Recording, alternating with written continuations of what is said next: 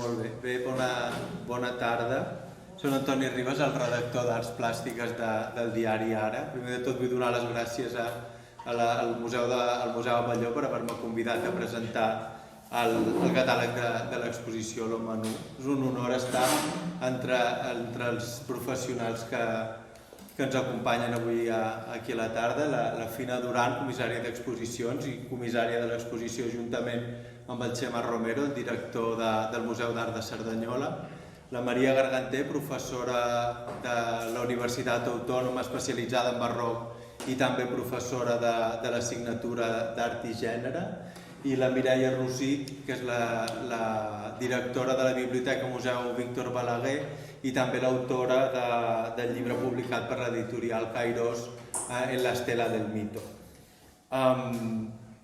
Bé, jo una mica volia posar en valor l'exposició. Trobo que és una exposició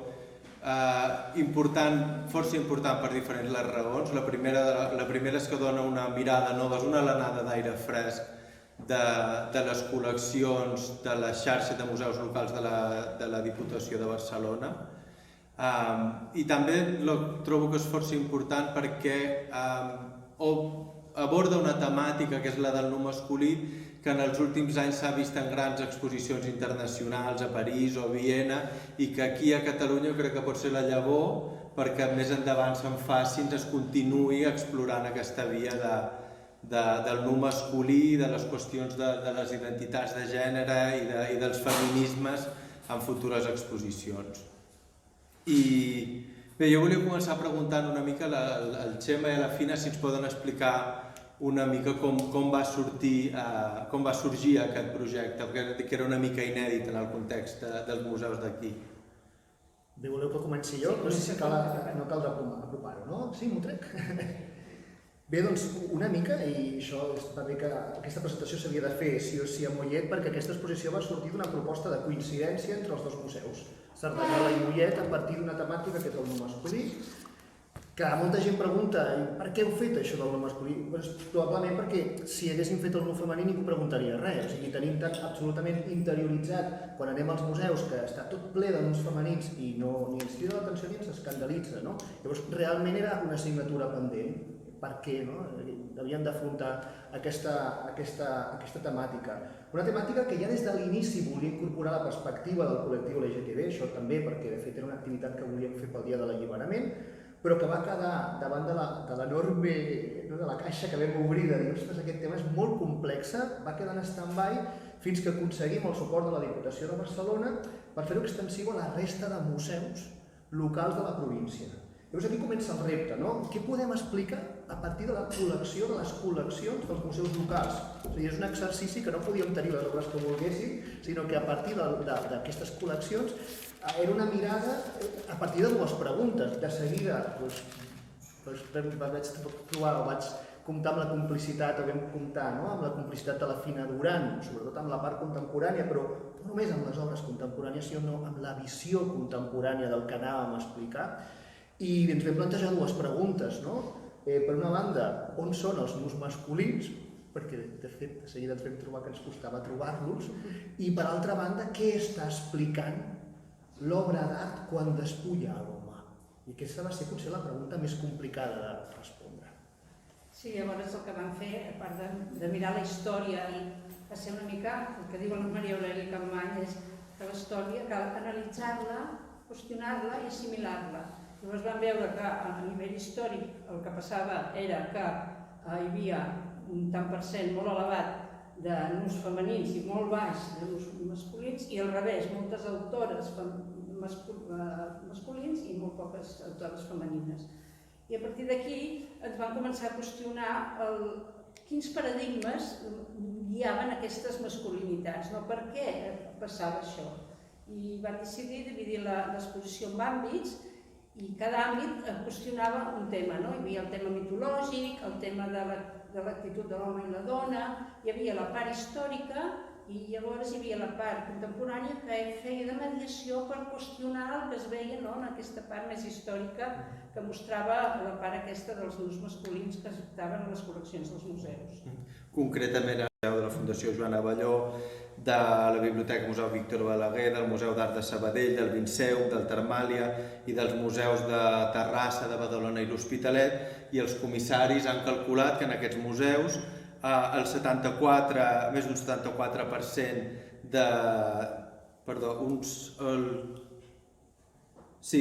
més d'un 74% dels nus són femenins, només un 25% són nus masculins, i pel que fa a la proporció entre homes i dones artistes, el desequilibri és brutal, perquè més d'un 98% dels artistes són homes i un 1,86% són dones artistes. A mi m'agradaria que comentéssiu una mica aquesta realitat tan desigual que hi ha en els museus encara, i després, si voleu, parlaríem una mica d'aquests diferents àmbits de l'exposició que apuntava la Fina.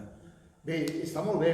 Jo crec que tot això dona sentit a que existeixi un catàleg, per explicar que darrere d'aquesta exposició hi ha tot un projecte de recerca en el qual no vam estar soles nosaltres, sinó que vam comptar amb la Mireia, amb la Maria i amb la resta de museus. Llavors, clar, en aquestes xifres que vam veure sí que són absolutament...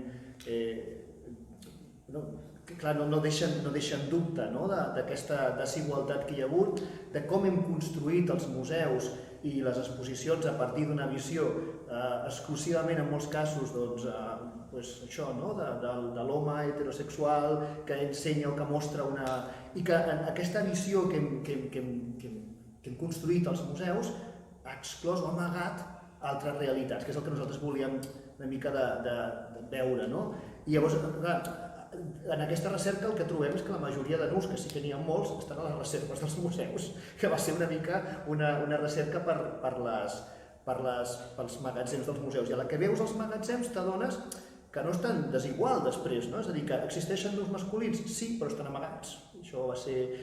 I potser el més difícil, que és el que deies de les altres xifres, era trobar obres de dones artistes. Aquí sí que trobar obres de dones artistes als museus realment és complicat, i jo crec que aquí la companya Mireia i la Maria ens poden orientar, perquè realment sí que és el que més ens va costar. De l'exposició només hi ha una obra històrica que puguem atribuir amb certesa a una dona, la resta són tot homes. Llavors aquestes xifres que nosaltres plantegem a l'exposició, que repeteixo, s'emmarquen el que és la realitat dels museus locals, jo crec que són absolutament extrapolables als grans museus i a la resta dels museus catalans. Vull dir, jo diria que més enllà.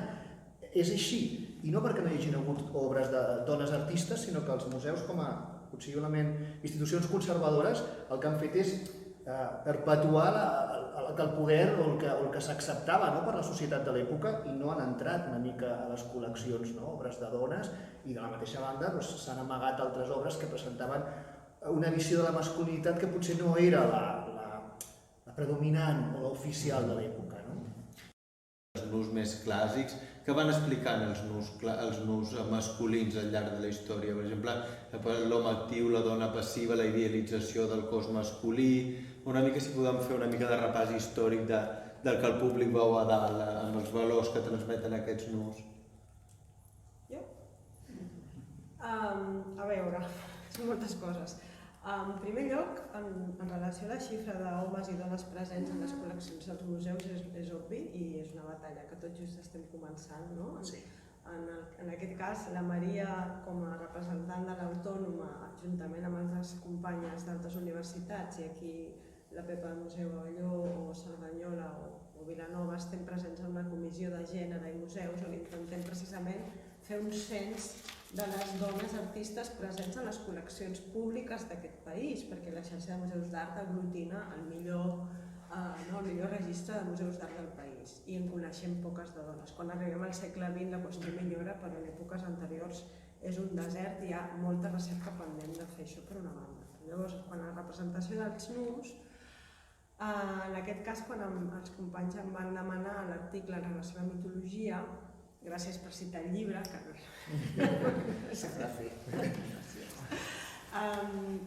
Clar, no només en el món clàssic, sinó molt després, de fet, el repertori mitològic era una manera de legitimar la presència de nus, perquè els nus, tant masculins com femenins, des de la censura religiosa, perquè ens entenguem, no eren possibles. És a dir, tots tenim al cap quadres tan famosos com la Venus de Velázquez, la Venus de l'Espejo, que està a la National Gallery, que a més una feminista la va anar a ratllar precisament per la icona que suposava, que si no hi hagués un Eros alat, si no hi hagués un amoret alat, un nu al segle XVII per se hagués estat impossible. Per tant, tot el repertori de les fonts clàssiques, sobretot els artistes tenien molt present les metamorfosis d'Ovidi, donava una legitimitat a aquest repertori culte per poder mostrar nus tant masculins com femenins. Però en tot cas, quan parlem del món clàssic, és a dir, de l'antiga Grècia, per començar, no hi havia el pudor que segles després, a partir de l'edat mitjana, amb el tema de l'Església, va haver-hi un gir molt acusat. Tots tenim al cap tota l'estatuària d'originals grecs en queden pocs, molts els coneixem a partir de còpies romanes que miren els grecs, i el que vaig intentar dibuixar en l'article és que fins i tot a l'hora d'abordar el cos masculí en una cultura on al contrari lloa aquesta bellesa del cos i fins i tot en les competicions esportives anaven completament nus, per tant no hi ha aquest pudor, hi ha diferents arquetips i no és el mateix la representació d'un Zeus o d'un Posidó que d'un Hermes o un Apol·lo amb les nimfes, que s'apropa moltíssim a el que avui anomenaríem andrògin, perquè està en aquest llindar, tant amb el cabell com amb la sensibilitat i la finesa del cos, que equivaldria a un arquetip molt diferent. Però el mateix Déu està encarnant unes forces molt diferents, per això els panteons politeistes són molt interessants perquè hi ha molts miralls diferents. En canvi, nosaltres que venim del monoteisme tenim molt de més pes amb el que hem heretat. Per començar. Sobre l'escassa presència de les dones als museus i trobo que és pertinent fer referència a una frase molt coneguda d'un col·lectiu d'artistes o dones vinculades al món de l'art nord-americà que es deien les Guerrilla Girls, que ja fa dècades que es preguntaven hem d'anar despullades per entrar al Metropolitan i perquè precisament feien referència a això, a aquesta omnipresència dels nus femenins però en canvi ínfima presència de les dones artistes. Clar, jo que em dedico no tant a l'art contemporani, sinó a l'època moderna, un renaixement, barroc, segle XVIII o fins a XIX, clar, jo me n'adono que moltes vegades, primera d'entrada, que quan una obra és anònima o la qualifiquem d'anònima, sempre tendim a pensar que és un home. Vull dir, masculinitzem aquest anonimat. Per què? Això ja també és un prejudici i una mirada molt dirigida. Després és evident que fins i tot en aquestes èpoques més pretèrites, actualment hi ha catàlegs de dones artistes conegudes i reconegudes que encara estan en procés de construcció, perquè moltes de les seves obres havien estat atribuïdes a artistes masculins, i és el cas del mateix Museu del Prado, Sofonis Banguissola, és una dona que havia estat a la cort de Felip II, però clar, que si hi havia Sánchez Coello, si hi havia Pantoja de la Cruz, molts quadres s'atribuïen a aquests homes i amb el temps s'ha anat veient que això podria ser una sofonisme. Clar, les dones artistes a més tenien un altre hàndicap a l'hora de representar el nu masculí, i és que, per exemple, a l'època moderna, que ja és l'època de les acadèmies, a les dones se'ls estava vetada l'accés a les classes de dibuix al natural i de dibuix anatòmic, per dir-ho d'alguna manera.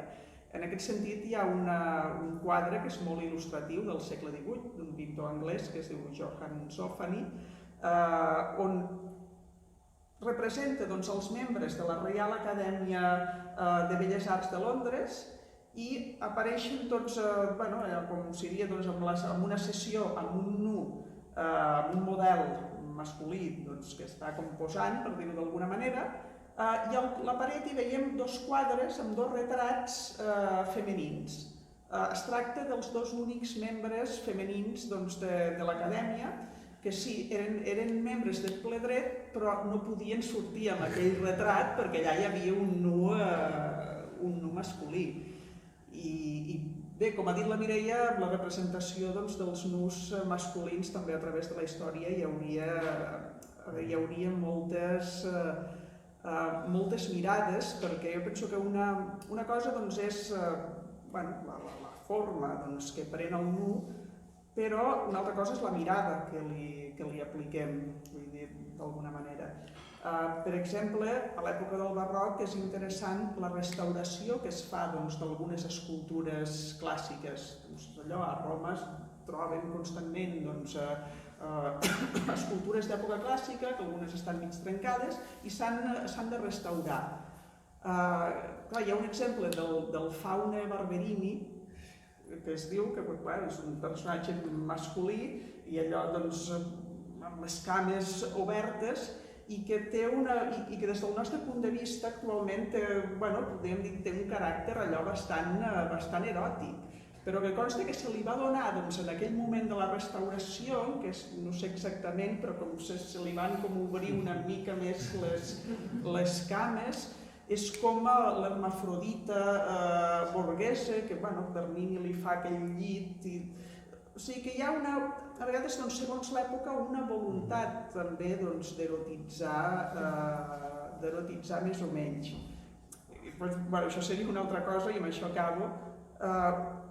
Jo amb el nu masculí penso que és molt diferent, per exemple, la representació del sexe.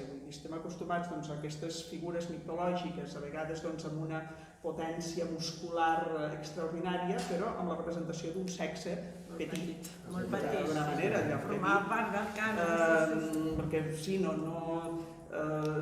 s'havia de focalitzar l'atenció en altres virtuts. I en canvi, per exemple, la representació d'un sexe erecte, o la representació de l'excitació masculina, queda com una cosa grotesca, que en l'antiguitat la trobem amb els sàtirs, la trobem amb Príam, però que és una cosa que rara no trobem pràcticament ni en època moderna i estranyament en època contemporània. És com si la representació d'aquest sexe amb la seva potència al mateix temps atorgués una vulnerabilitat, com si l'home quedés vulnerable exposant-se en aquesta situació. I a mi em sembla molt interessant això. De genitofòbia, els genitals no es representen amb la facilitat o amb la naturalesa que esperaríem. Per una banda hi ha una part que això la Mireia en coneix bastant més, que és la representació de com han de ser aquests genitals segons el cànon clàssic. És bastant curiós, per una banda, però per l'altra sí que fins i tot en el món contemporani, quan arribem a principis de segle, ens trobem el cas de l'Ismael Smith, que representa aquests nus masculins amb el pene erecte. Això és com dintre de la història de la pintura catalana o de l'art català de l'època, el trobaràs amb alguns dibuixos de Picasso que estan amb això, amb el bordel, però són casos molt excepcionals. En canvi, l'Smith el dibuixa sense cap excusa, no hi ha cap element femení al costat, sinó que està el senyor amb el seu sexe erecte. Sí que hi ha tot jo crec que sí que és present aquesta genitofòbia, especialment el masculí, però tampoc, si anem al nu femení, poques vegades es representa que tenen entre les cames les dones també, en la iconografia de l'art. I en el cas clàssic, Mireia, sí que tu en el teu article explicaves aquest misteri de per què aquests genitals. Les híbrides, meitat persona, meitat animal, que hi ha tant les masculines com les femenines. I també jo crec que té relació, per exemple, els sàtirs o els centaures accentuen aquesta part de la pulsió sexual on els homes fan aquesta agressió, que parlàvem fa un moment que les darreres exposicions han generat aquest debat. Hem de parlar de raptes, hem de parlar de violacions des del món clàssic, però fixeu-vos com hi ha un punt que jo sempre intento aprofundir una mica més, perquè no és tan estrictament una qüestió de gènere, és una qüestió també molt simbòlica. Per exemple, les sirenes, que també és la versió femenina d'un ésser híbrid, en aquest cas meitat dona, meitat animal, nosaltres ens imaginem unes sirenes meitat dona, meitat peix, perquè ens ha arribat aquest imaginari, sobretot del XIX, amb aquestes seductores que amb els seus cants i les seves cues i les seves cavalleres ondulants. Però les sirenes homèriques o les sirenes de l'antiguitat del segle VIII o del segle V abans de Crist eren meitat dones, meitat aus, i el poder de seducció del cant era per la saviesa que tenien. Per tant, el tema eròtic és molt diferent. No és la seducció des d'un cos, un tors nu amb aquests pits molt visibles, que a més sedueixen, però la promesa del que t'estan suggerint no la poden complir, perquè de cintura cap avall no poden complir. És aquesta... Llavors, a l'hora de parlar del segle XX o de com es representa l'erecció o la paraula culta que trobareu a molta representació del món antic és itifàlic, que vol dir un déu o un personatge representat amb un fal·lus erecte. És molt curiosa perquè habitualment ens sembla que avui dia posem pel Google qualsevol cosa relacionada amb sexe i ja tenim imatges de tot i no hi ha cap filtre de res, i en canvi les representacions artístiques continua sent. És a dir, si l'art és la projecció del seu context social, del seu moment social, per exemple, en el món grec veiem aquests híbrids que estan parlant de pulsions diferents, o veiem, per exemple, el mite de les amazones, com que les dones estaven tancades en els gineceus, sobretot les de classe alta, que havien de preservar la puresa de l'estirp i havien de garantir que les cases tenien la perdurabilitat i estaven completament controlades. Una dona, a partir de poc després de la menstruació, era casada i passava de ser propietat del pare a ser propietat de la dona, etc. Una societat que tenia aquest sistema genera un mite com el de les amazones, que era tot el contrari, perquè en el fons és una projecció, el que els psicòlegs dirien una projecció. Dones guerreres que es cremaven o s'amputaven el pit per poder tirar amb arc, que podien lluitar, que s'enfrontaven a tots els herois, que es governaven elles soles, que mutilaven els fills mascles perquè només les filles dones emergissin. Quina societat genera això? Una societat que està reprimint molt això genera un mite que a més ha transgredit, ha traspassat moltes fronteres. Nosaltres, quina societat som? El nostre art què està mostrant del que som en relació al sexe, en relació a la representació dels nus, en relació a la visió del gènere. Ens fa l'efecte que hem evolucionat molt, però en canvi vivim amb tremendes contradiccions, el món de l'art, el món de la publicitat, el món de les xarxes. Dins l'àmbit de mitologia, parlant de la mitologia nostra actual, que són les marques, que és una peça que hi ha el 7-Up a tot arreu, que es diu Siete Machos, i que mostra fa com una mica de mirada irònica entre l'erecció i l'objecte del 7-Up, que és aquesta cosa efervescent, però que de seguida baixa. Hi ha aquesta mirada des de l'art contemporani que sí que reprodueix el penis, però des d'una mirada irònica i que també qüestiona tots aquests mites que ens estan arribant i que tenim molt assimilats el que es vol plantejar en aquesta peça. És que de fet és el que utilitzem una mica, de l'art contemporani com a mediador per tota aquesta mirada que fem a les identitats, a la masculinitat, a tots aquests dubtes, aquestes preguntes que ens plantejàvem a l'hora de fer l'exposició. Una mica les artistes contemporànies, que la majoria són dones, ho aborden d'una manera molt més directa i ens serveixen per incidir en aquestes preguntes. Sí, la majoria són homes i a més amb l'art contemporani també trenquem aquest binarisme, perquè les artistes, homes, dones, trans, vull dir que hi ha representació una mica dels diferents àmbits per trencar aquesta cosa del binarisme que ens marca i que es vol qüestionar una mica de dir, en aquesta exposició obrim-nos, mirem-les, fem una altra mirada al gènere i qüestionem les coses des d'un altre punt de vista. Ja, diguem, aquesta peça de la Marca que fotografia la seva pròpia transició, o la Roberta Marrero que parodia, la iconografia tradicional dels sants. Vosaltres creieu, ara fa poc que es parlava que diferents museus internacionals s'han apuntat en aquesta web on molta gent aprofita per fer porno, perquè no hi ha censura, l'OnlyFans, s'han apuntat allà per difondre tranquil·lament els nus que tenen a les seves sales, perquè si no Instagram o Facebook els hi censuren. Vosaltres creieu que els valors i els arquetips dels quals parleu a l'exposició, si parlem de les xarxes socials, si parlem del cinema, dels videoclips, de les sèries de televisió, a fora dels museus està passant el mateix? Tot aquest altre món és menys conservador o és més? Com ho veieu vosaltres, això? La censura que hem tingut amb les imatges de l'exposició és una censura de l'obra del Miralda. Han censurat una imatge perquè hi havia el mugró d'un pit de dona. O sigui, una exposició de no masculí, l'única censura ha estat pel mugró d'un pit de dona. Això també és molt simptomàtic de cap entenem, no? Amb les xarxes i amb aquest món que estem creant. A mi una vegada em va passar una cosa molt curiosa a Facebook, i és que jo, a vegades faig posts molt d'art. Seguiu-la, seguiu-la. I sense ser-ne massa conscient, a vegades havia posat nus femenins pintats i sembla que no havia tingut mai massa problema. El dia que sí que el senyor Zuckerberg em va treure una imatge de Facebook, era una fotografia de l'Esther Ferrer.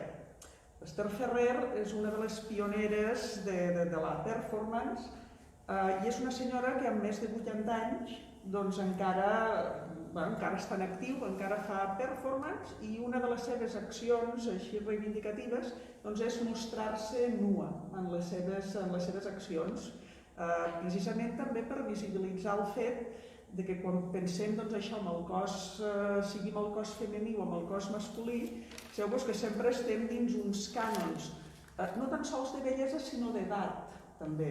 Quan pensem en un nu femení ha de ser un nu jove. Jo no sé si va ser casualitat o el que fos, però em va cridar molt l'atenció que em censuressin una imatge on es veia una dona de 80 anys nua. I per això penso que, a part de la censura al voltant del nu, també s'haurien de preguntar una mica quins cossos són censurables. I no sé, vull dir que la qüestió de l'edatisme és això, vull dir que sembla que només sigui tolerable la nuesa jove. I en canvi la nuesa d'una persona gran ens pertorba d'alguna manera. Alçades ja l'heu vist, les persones que esteu aquí no va de no masculí, sinó que va de diversitat i que va d'identitats, no?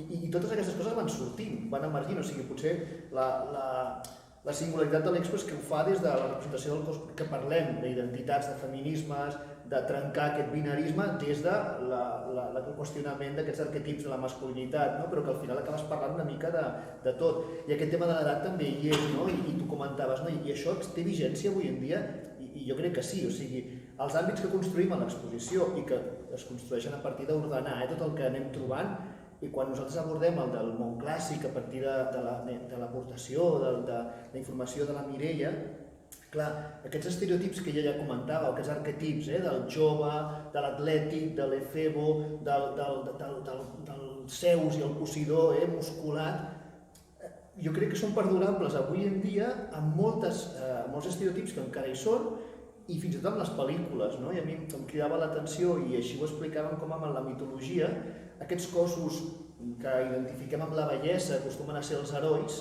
i com els dolents són cossos una mica més imperfectes, entre cometes, no?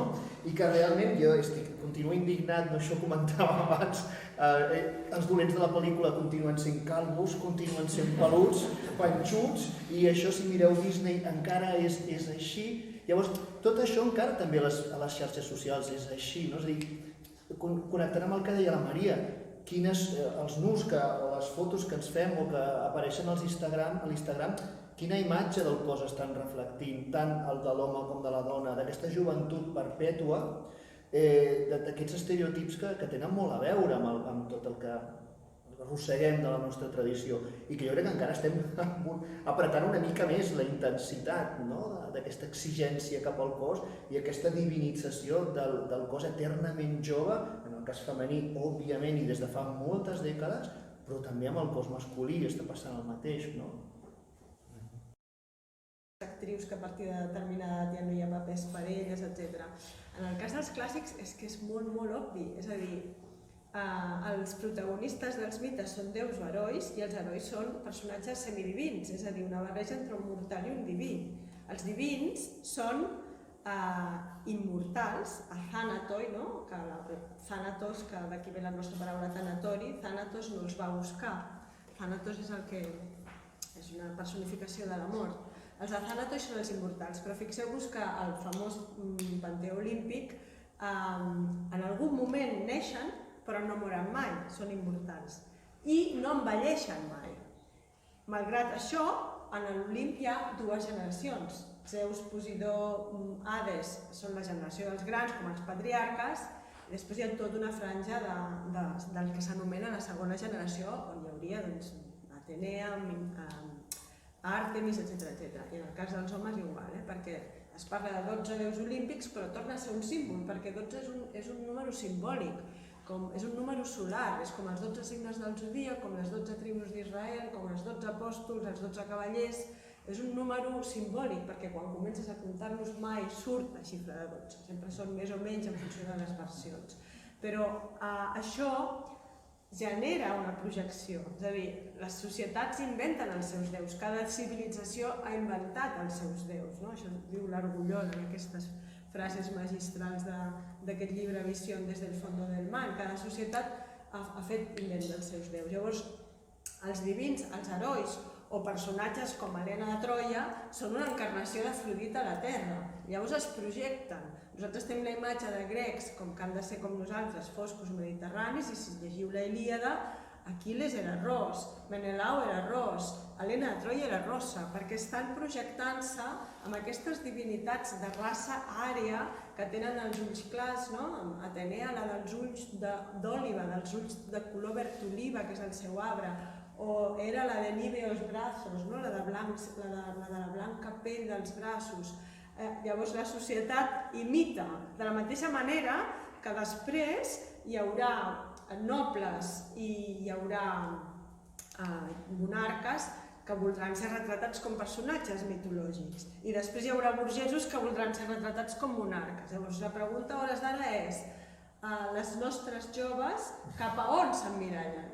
I aquí estem amb operacions de pit, estem amb el botox de no sé què, estem amb molt com a fotocòpies moltes vegades, no? I aquesta hipersexualització d'elles mateixes de les xarxes socials que les feministes de fa uns anys volien trencar amb la dona objecte i ara hi ha també aquestes tremendes contradiccions. Fa uns anys no s'hagués censurat un pit, us en recordeu quan posaven els dos rombos, que la Trinca feia bromes, posaven els dos rombos, després això ja va passar i ara resulta que Facebook, que es pot fer apologia de la tira de coses terribles i en canvi censuren un pit femení. Estem en una tremenda contradicció. Crec que creieu que vivim ens ha tancat a casa, els cossos han tornat a ser sospitosos, no? Pel contagi. Vull dir, no sé si creieu que vivim un moment Fina, si creus que vivim un moment... Jo us he preguntat això, si creieu que vivim un moment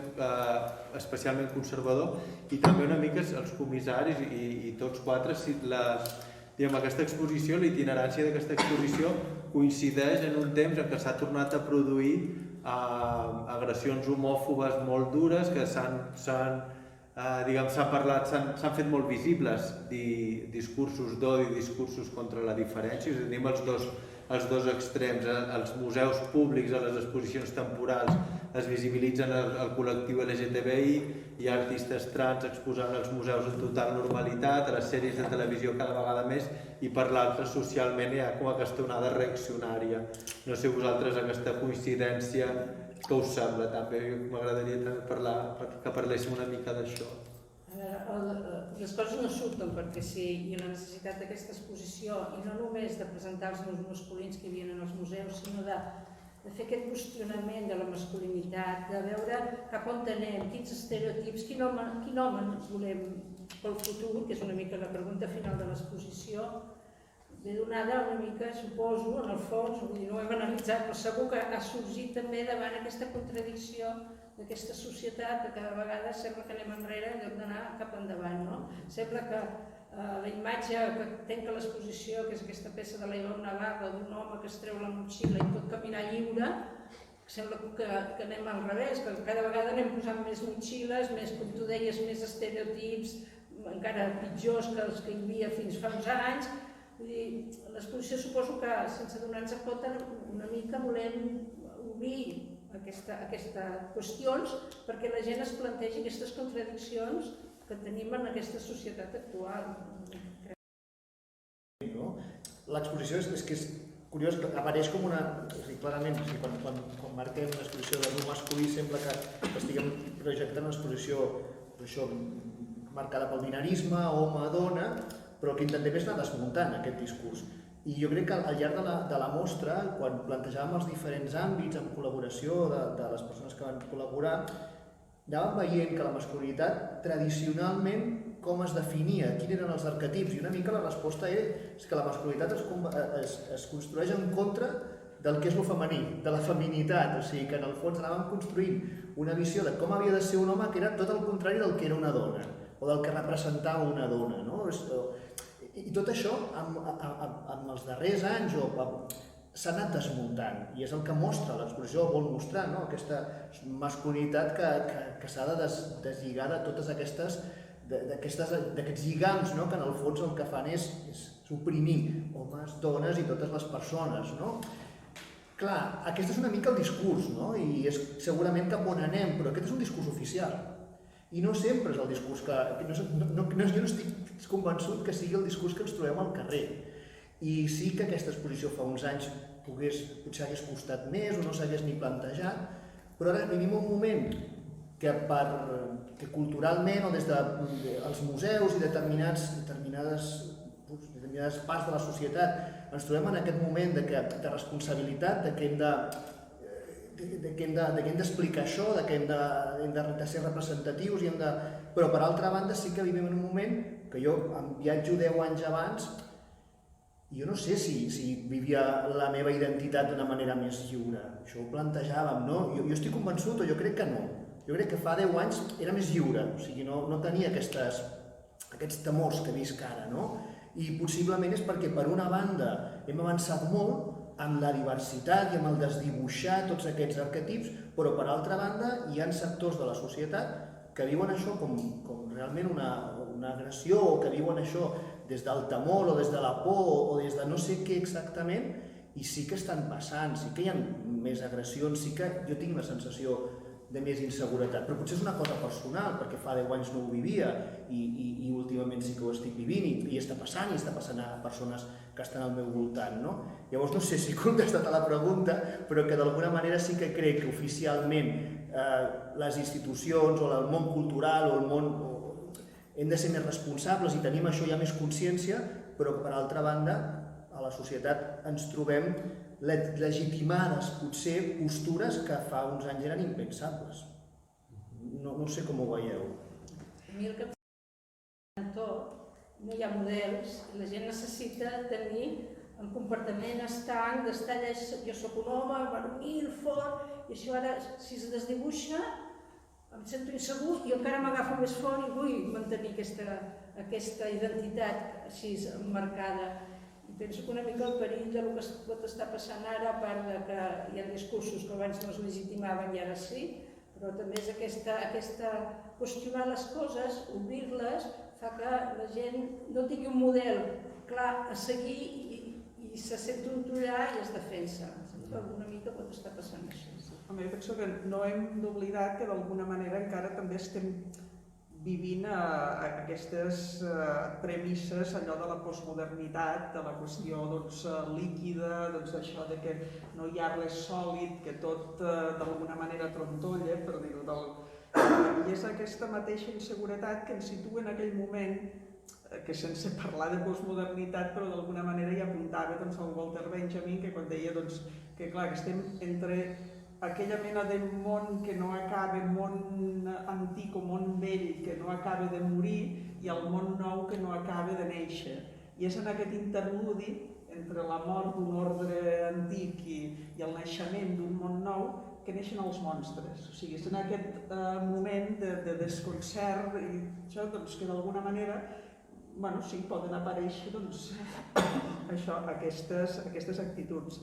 A mi això em recorda a vegades, doncs, quan a finals del segle XVIII es va publicar a Anglaterra el text d'indicació dels drets de les dones, de la Mary Wollstonecraft, i que és un dels primers textos, allò podríem dir, històrics pel feminisme, va aparèixer de forma anònima, circulant pels carrers de Londres, una mena de pamflet que es deia Vindicació dels drets dels animals, i que era un pamflet satíric, com vulguem dir, veieu quina bestiesa, doncs les dones s'atreveixen a demanar drets, aviat els animals doncs, també demanaran els seus.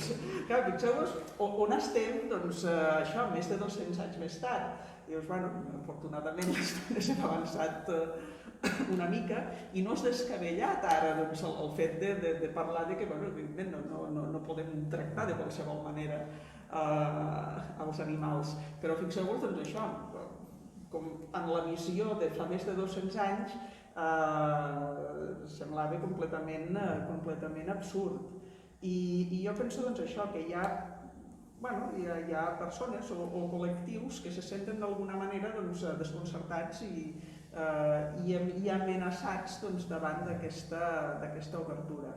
I només diré per acabar que jo que em dedico a això a èpoques més pretèrites, sí que a vegades penso en Caravaggio, per dir-ho d'alguna manera, i dic, clar, la gent que representa Caravaggio, que són aquesta gent del carrer i aquesta gent desidealitzada, per dir-ho d'alguna manera, que són això, gent gran, gent pobra, arrugada, contrafeta o el que sigui, i això és absolutament inaudit veure-ho, per exemple, amb un anunci de televisió.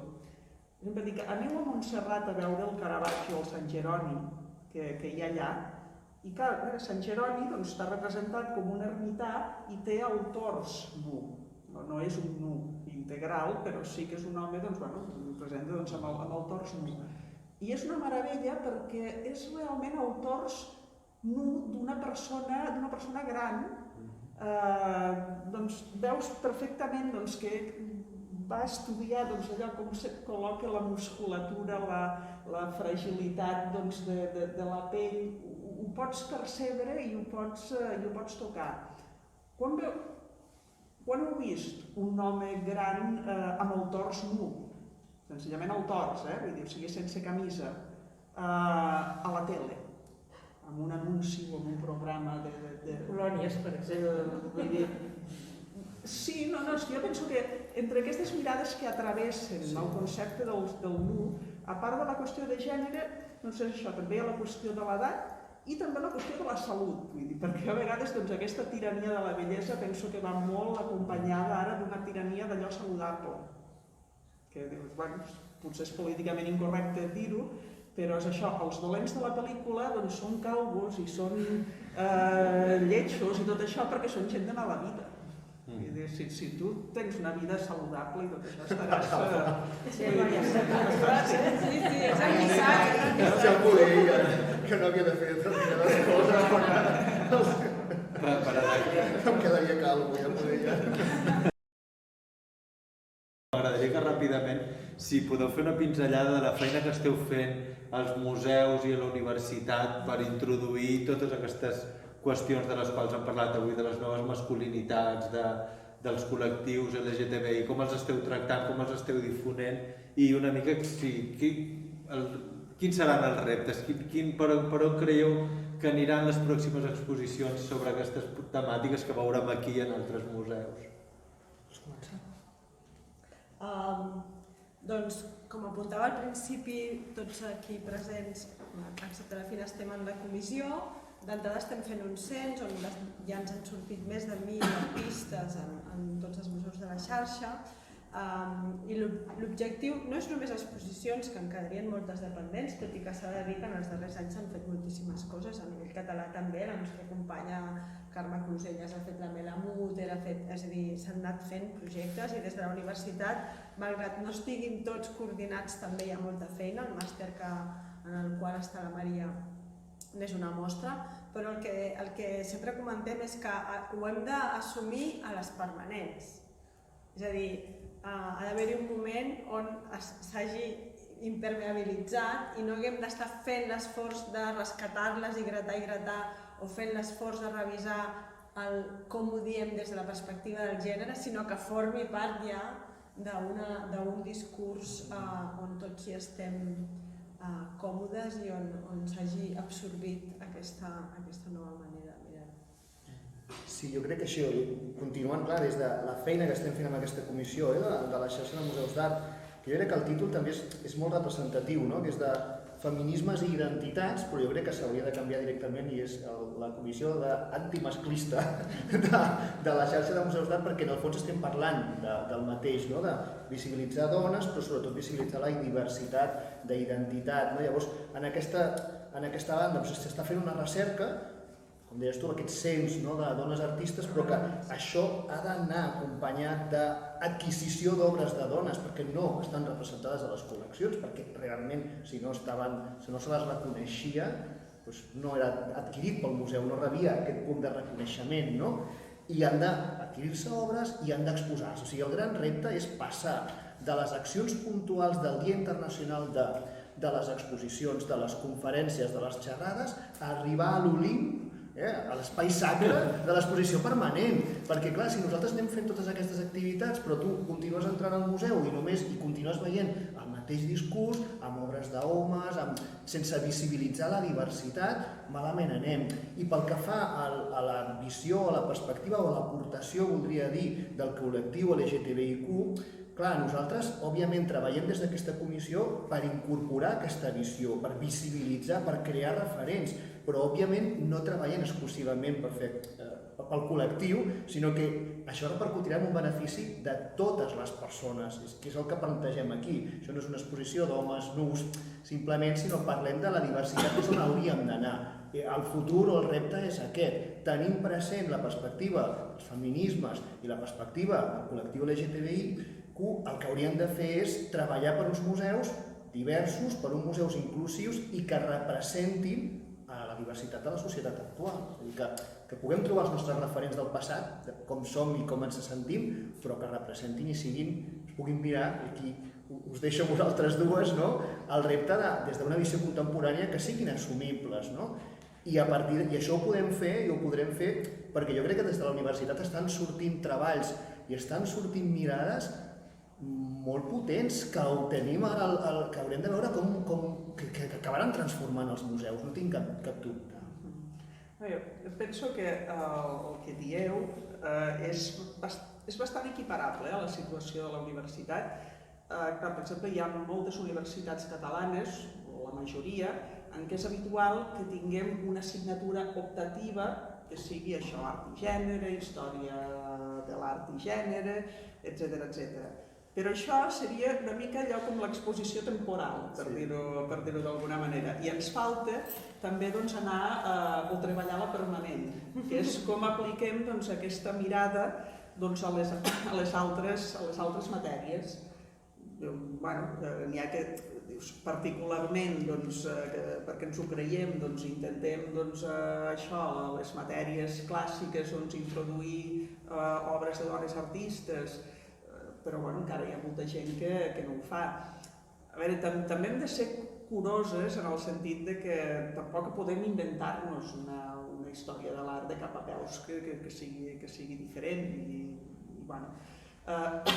Però sí, si més no, explicar aquesta situació d'invisibilitat que hi ha hagut a nivell d'autories femenines i que, bé, per exemple, a l'època medieval,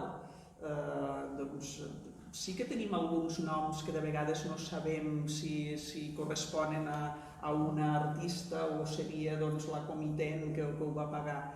Però bé, si no, apuntar aquesta possibilitat. Però és això, vull dir, el repte seria que aquestes assignatures optatives, com aquestes exposicions temporals i aquestes commemoracions no calguessin perquè la feina s'estés fent des de la permanent. Però sí que és cert, com diu el Xema, que cada vegada hi ha més interès per part de l'alumnat per fer treballs de final de grau, treballs de final de màster o fins i tot tesis doctorals que abordin aquestes qüestions. I llavors, en aquest sentit, la col·laboració amb els museus ha de ser total, perquè és on tenen el material.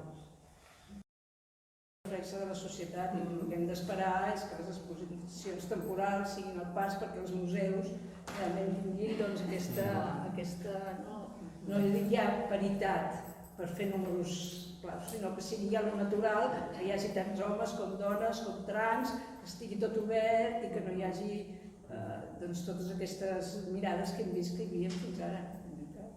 És això. Perfecte. No sé si teniu alguna pregunta o voleu fer alguna aportació. Bueno, seguint una mica amb aquest tema que estàveu comentant, crec que és molt més fàcil que els museus d'art contemporani puguin incorporar art femení que les col·leccions clàssiques, no? Perquè sempre s'han tractat poques autores, autores que eren molt excepcionals, no només des d'un punt de vista tècnic, sinó també temàtic, no? L'Impica o Frida Kahlo eren autores molt diferents al que es feia des d'un art més masculí. Llavors era més fàcil, entre cometes, per la història de l'art acceptar-les com a grans autores, no? I incorporar, no sé si m'explico gaire bé, incorporar a museus que ja existeixen i que tenen una col·lecció obres d'artistes que han existit però que han estat silenciades, és una feina segurament d'un recorregut molt llarg. Sí, com deia la Maria, no pots inventar, és a dir, hi ha hagut franges cronològiques on és molt difícil que s'hi poguessin dedicar pel propi context. Quan estem treballant aquests censos, si féssim una abstracció del que aporta el MACBA o el Museu del Disseny en el sentit de més contemporànies, el número baixaria en picat. És a dir, museus que tinguem col·leccions més del 19 o ja cap enrere, la quantitat de dones representades són molt poques i no és només això, és què fan. A vegades en el context estan obligades a fer molt poca cosa i això també està més que estudiat, moltes natures moltes, retrats o autoretrats perquè és el que tenen. No poden abordar un nu, no poden... És a dir, el context les té, hi ha no un sostre de vidre, un iglú de vidre, que no. Però, clar, anys enrere no coneixíem les que coneixem, no s'havien fet atribucions o matisat les atribucions del que feia referència abans la Maria. És una tasca que encara no està acabada i el que tenim clar també els professionals és que anem tard. És a dir, hi ha països europeus que aquest rescat l'han fet ja fa anys, aquí el tema de la investigació és molt costós, els museus estem pocs dotats i anem tard. I anem tard, i això què implica? Que tenim encara molts deures pendents per a aquestes dones artistes invisibilitzades per analitzar la seva obra en relació a la biografia i al context. I a més ja estem col·lapsant amb el gran debat de gènere que ja no és només dones artistes, sinó els museus en la seva faceta de museu social com aquest reflex de la societat amb l'art, com absorbim i com ens posicionem i com treballem temes de gènere, més enllà del feminisme de la vella guàrdia o el feminisme tal com l'havíem entès unes dècades anteriors, o altres, com parlàvem, el tema d'immigració, el tema de la gent gran... Ara amb la pandèmia hem fet experiments una mica forçats per la situació, però que alhora també han donat fruits. Ha vingut gent de les residències, per exemple, o vosaltres dos esteu treballant el tema d'Arts in Health, que vol dir la salut en els museus, o com envoltar-se d'art i treballar l'art pot repercutir en efectes terapèutics, o com assolim gent amb malalties mentals que podem ajudar, etc. És a dir, el pols de la societat és tan, no sé si líquid és la paraula, però és tan divers i té tanta força que com institucions que a més anem al ritme de l'administració podem anar obrint portes per anar sent permeables amb tot això. Intuïm o veiem què és el que la societat reclama i el canvi que hem de fer, però que no tenim la fórmula. És a dir, ara mateix els museus són un crisol, o jo vull entendre-ho com a tal, que tenim clar que hem de mutar, que ens hem de transformar vers aquest museu social que no deixa de ser, bueno, és una mica, per això vam néixer, no? Quan neixen els museus ja eren socials per a aquella societat, ara han de ser socials per a aquesta també, no? I hem de representar la societat actual.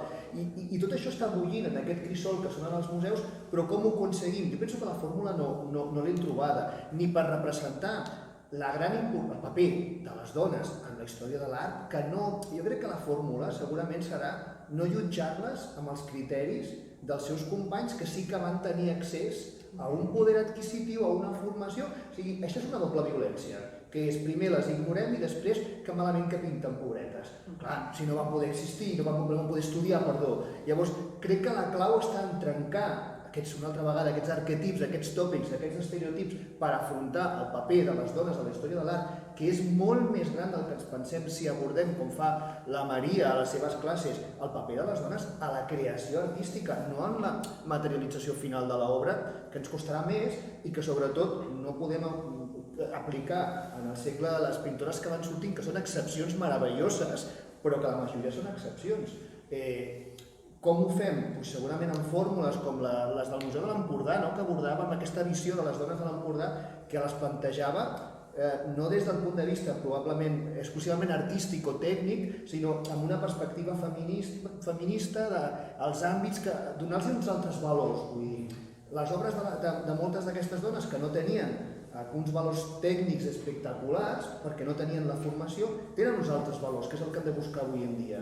Però ja et dic, no tinc la fórmula, perquè crec que l'estem construint, que s'està fent ara mateix. Com podrem abordar la diversitat en uns museus que tenen unes col·leccions històriques? Pues simplement no amagar el que s'amagar ja estaria molt bé. No? Parlem una altra vegada del col·lectiu LGTB. Madre mia, o sigui, el Renaixement està ple d'artistes homosexuals, o així ens ho explicàvem, però el barroc espanyol no se'n parlava mai, no? O no existe, no? Vull dir, a Espanya és que no hi ha hagut directament. Simplement no ocultant-lo, i a mi em semblaria que és una gran, no ocultant l'herència o el llegat de la diversitat, perquè ja sabem cap on anem, cap a deconstruir tot això i cap a la diversitat i trencar tota aquesta visió binària i aquests arquetips. Però com ho fem? Jo crec que potser hem de fer un reset o potser hem de mirar més l'art contemporani. Jo crec que les artistes contemporànies i jo crec que les exposicions tenen molt a ensenyar-nos als museus tradicionals i històrics de com es trenca això. Potser simplement qüestionant-lo. No hem de donar lliçons, no hem de tancar la representativitat de tants homes, tants dones, sinó simplement si ens qüestionem preguntes, si ens plantegem preguntes, ja estem fent molt. Però que potser, que ja et dic, que tot això s'està cuinant ara. Potser ja estem aquí en aquest moment Jo m'apunto a la llista de monstres. No, però és que tu has dit una cosa molt important, és que, per exemple, amb el tema de les dones, si intentem jugar a la paritat, i sortirem perdent, perquè, clar, estem parlant moltes vegades d'excepcions per una qüestió de context. No podia ser artista qui volia. I en temps, segles que tracto jo, bàsicament només hi havia dues opcions. O eres rica i l'ensenyament artístic formava part una mica allò com la música, com allò de les virtuts i amenitats que podia tenir la dona, o formaves part d'una família d'artistes, o el teu pare o el teu avi o el teu oncle era artista, llavors mira, podies tenir l'encaix allò per formar-te si tenies habilitat dins d'un taller. Però fora d'això, ningú no hi havia allò que pogués dir, ai, jo vull ser artista. I llavors, clar, és que si no partim d'aquests contextos, no partim d'aquestes lectures més profundes, amb una paritat, això no farem res. No sé si hi ha alguna obra que us hagi sorprès o us hagi cridat l'atenció veure-la aquí. Hi ha un ventall molt ampli d'obres, no sé si n'hi ha alguna que us hagi cridat l'atenció. Jo personalment hi vull fer una segona. Vaig estar un dia amb els dos nens i va ser una visita així, perquè hi havia obres que no volia que veiessin gaire i vull tornar i vull anar amb el vídeo. Trobo que és una exposició molt maca i molt necessària. I crec que és en gran part una forma de com d'aquest canvi que dèieu comença amb exposicions com aquesta, no? Amb exposicions crec que qüestionen. Però fixa't que hi ha coses que ens van per davant, o sigui, potser un dels capítols o dels apartats més provocadors de l'exposició són els vinils, no? Dels discos, o el còmic, que són llenguatges, gèneres menors, que van molt més avançats al discurs tradicional, i és el que, socorro, què passa aquí? Doncs passa que estan mostrant una cosa que ha existit sempre o que existeix sempre, no? Jo vaig quedar molt fascinat amb el tema de la música, com a partir de les portades dels vinils s'estava mostrant una diversitat d'identitat ja des dels anys 70, que jo, quan anava als 80 o als 90 a l'institut, jo no percebia res d'això, no m'enterava de nada. Però eren ja referents valats per molta gent, no? I jo també crec que és un tema important, no? Que l'art ha esdevingut referent culte, amagat, simbòlic, per molta gent que no encaixava en el que la societat li deia, no? Llavors, clar, jo no sé quina obra triaríeu vosaltres, però a mi sí que m'ha interessat aquesta pregunta, perquè sí que amb el museu, quan teníem l'exposició, ens arribava algun comentari, no? Per exemple, el posar un Sant Crist a l'exposició, és una exposició de nus davant de no sé què, no, però com que no té els braços oberts no és un Sant Crist, no passa res, estem treballant, s'entén que és un cos masculí, no? Com tenim algunes coses que ens...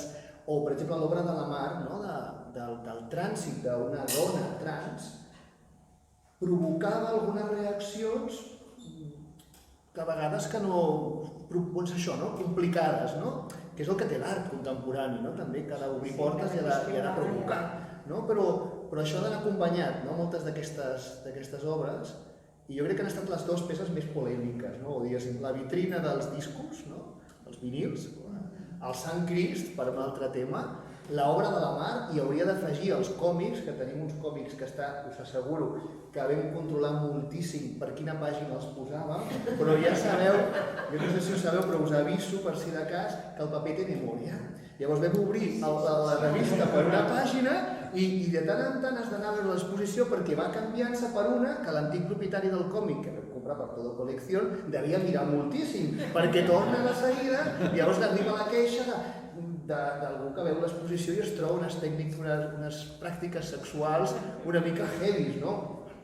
I que això també ha cridat l'atenció. No sé si... Estaven en magatzem, perquè hi ha descobertes de l'Expo, les fotografies d'en Vilatobà, que són absolutament meravelloses, el Rigol Forneguera, de Terrassa, que dius, uala, que interessant aquest pintor, i que tot allò estava a magatzem, o les acadèmies del Museu de Sabadell, que són precioses, no? Això estaria bé que un cop s'acabi la itinerància d'aquesta exposició, totes aquestes obres no tornin, diguem-ne, a l'armari de la reserva, sinó que tinguin el seu lloc a el que és la col·lecció permanent de cada museu. Aquest hauria de ser un dels objectius, jo crec que per quantificar amb la Diputació ens hauríem de parlar d'això, si al final passa això, aquest reconeixement d'aquesta realitat no torna a l'armari, a la caleixera, estaria molt bé, i tant. No, que en relació amb això, a part d'incorporar nous discursos al ritme del que la societat reclama o del que està latent, de la mateixa manera que estem parlant d'això, les pròpies permanents deixaran de ser, tot serà més líquid.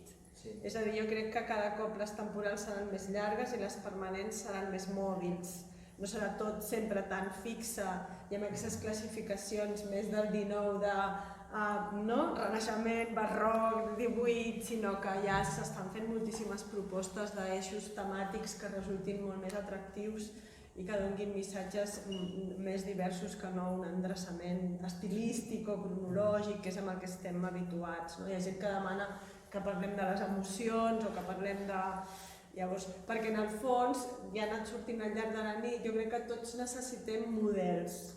Tots estem a la recerca de models i quan ets jove probablement encara més. Llavors hi ha un exercici del que he heretat, què em serveix, i del que he heretat, què em pesa, que ho haig de rebutjar i generar-ho nou a nivell individual, ho hem de fer a nivell col·lectiu també. I de pertinença, d'entro en un museu i formo part d'aquesta cultura. En algun moment et vibra Perdó. No, no m'ha quedat clar, la comissió aquesta de gènere i museus és de tots els museus o només dels museus locals?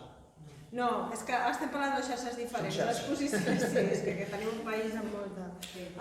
L'exposició s'ha fet a partir de la xarxa de museus locals de la Diputació. Però tu després més endavant has dit, i s'ha creat una comissió de gènere i museus, també és de museus locals. No, perquè la comissió, és a dir, els museus locals és una xarxa territorial de la província de Barcelona, els museus de la xarxa d'art, que estem encapçalats pel Museu Nacional d'Art de Catalunya allà a Montjuïc, són 22 museus de tot Catalunya, de les 4 províncies, que tenim naturalesa de col·leccions d'art.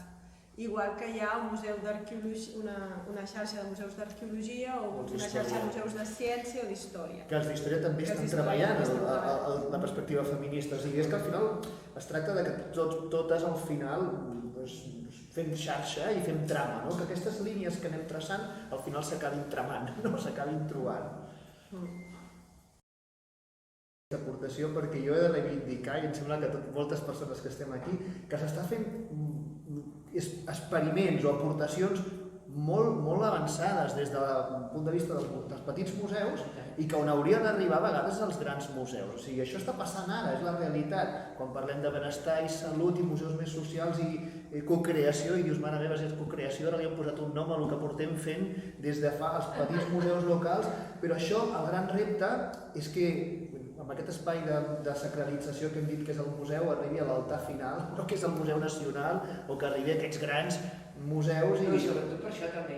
Sí, era una mica el que havia dit al començament, que en aquests museus de la xarxa de museus locals s'ha vist una exposició que, vull dir, en la dimensió que té, però que vull dir, no s'ha vist ni altres grans equipaments més grans de Barcelona. O vull dir, quan el Museu d'Art de Cerdanyola ha fet una visita per públic nudista, s'ha fet en aquell museu, o sigui, és el que diuen Xema, vull dir, moltes vegades, i també com a periodista, veus iniciatives molt vibrants en museus molt de proximitat i en museus que no són els grans mastodons que moltes vegades són els que la força sobre els quals acabem escrivint més, no?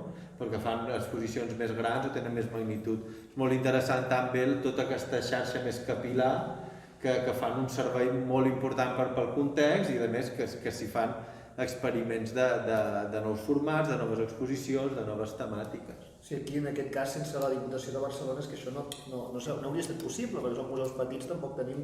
I jo crec que aquesta visió de la Diputació ha estat molt moderna, molt avançada. Jo realment, aquesta proposta, no sé si hagués estat possible fa no sé quants anys.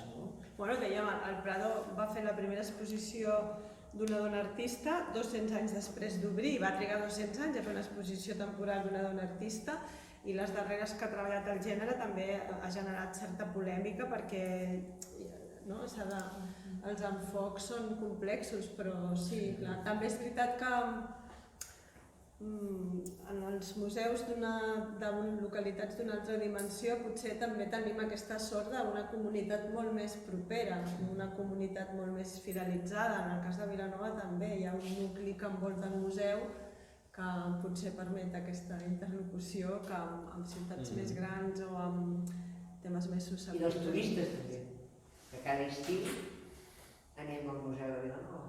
No puc anar a dormir avui ja. Però de veritat, perquè més com que és tan variat, doncs anar amb la mainada, vull dir... És el més bonic de Catalunya. Jo això ja no m'atreveixo a dir tant. No ho facis, no ho facis. No sé si voleu dir alguna cosa més o si ho deixem aquí. Vosaltres que ho parlem més.